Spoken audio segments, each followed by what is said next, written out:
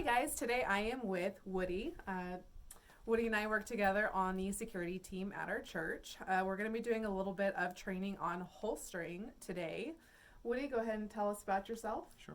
I work for a local law enforcement agency in the Yamhill County area and based out of Newburgh.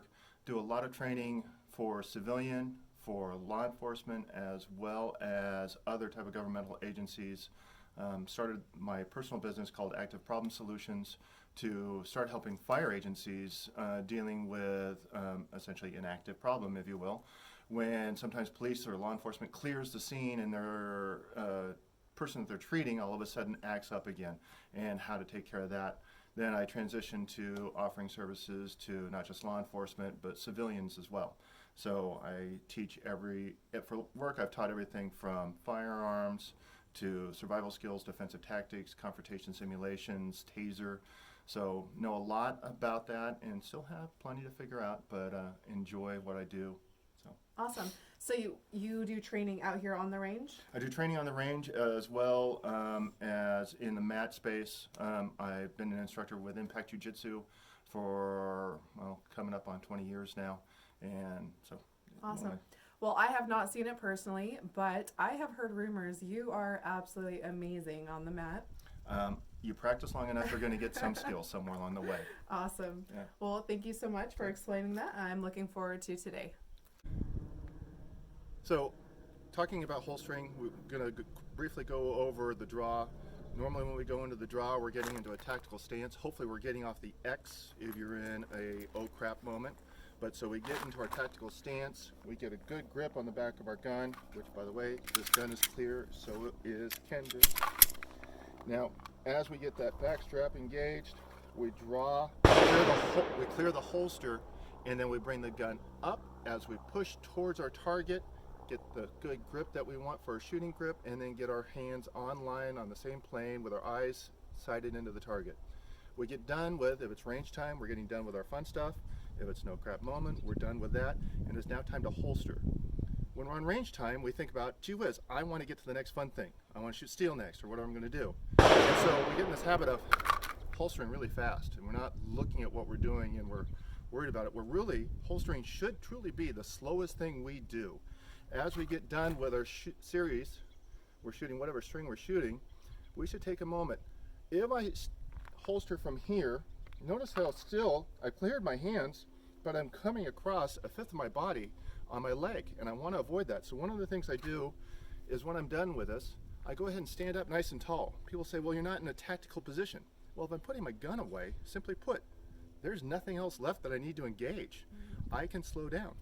So I'm going to take the time, hand to chest, engage it into the holster, and then go ahead and on to the next thing. Now, is that the only position that you prefer is hand to chest? I prefer hand to chest. Okay. I am fine with whatever keeps your body parts out of the way of the barrel. Okay. That's the one thing that we're trying to avoid. We do not want to. If people work a leather holster, you'll see them put their hand here and try to move the flap open so they can go ahead, and there's a chance they can still come across. So leather holsters and probably not ideal for range time. For range more time, so no. for concealed carry. Yeah, I love it for carry, and you should train with it, know what you're doing, but take the extra time when you're holstering to ensure that you are not going the barrel across your hand. Also, when you're clearing clothing, people will go ahead and reach across and clear the clothing, but they'll get in a habit of coming and bringing that barrel across their hand. We really want to make sure, lift up high, and then seat it in there and be ready for the next iteration. Awesome. Yeah.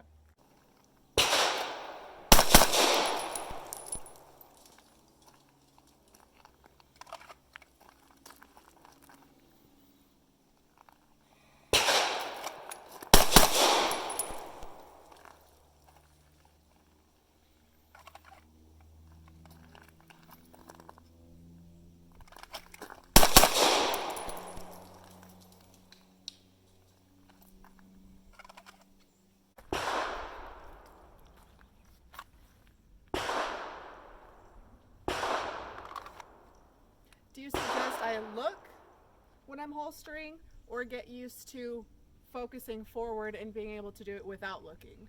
All depends. So earlier we had a conversation off camera where, say, if you're transitioning from your pistol to your rifle because you've got it back in operation, you need to have the skill set where you can holster without looking. You need to be able to index it. But you are now done with your oh crap moment. It's okay to look it into the holster, and it's okay to take as much time, but it all depends on those types of scenarios.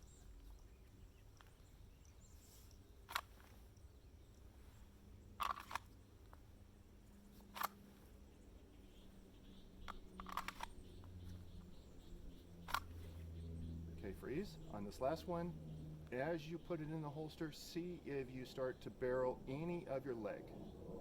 Okay. So kind of come around. Either come around, so you can do it by coming around, or you can move the structure. You can move the structure and get taller. So get taller with your stance, bring your right foot in, and now you're going to be clear. Yeah. People may want to critique me on the, well, you don't want to be tall, but again, we're done with the oh crap moment. We're not engaging targets anymore. Perfect. Yeah. The beep will be the command of up to engage, and press and go for your 3 targets. The trick is to let the recoil bring you up, torso, torso, head. So, up.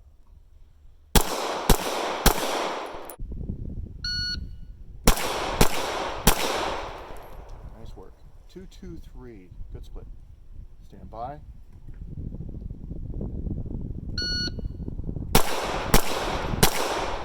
2, 4, 6, and fantastic job letting the recoil bring you up. Stand by.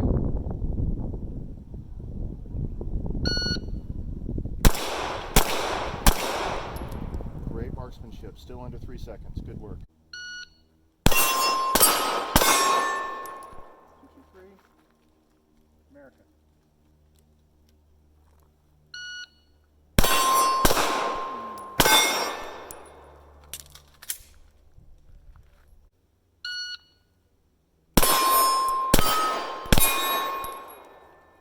Nice job. 3, 2, 9.